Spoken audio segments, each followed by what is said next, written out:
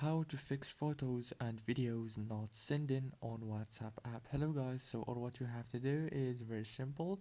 So first thing you have to do is open the settings on your phone and then go to the apps right here.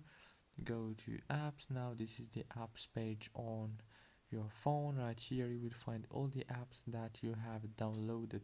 So all what you have to do is scroll down like this until you find WhatsApp and click on it right like this.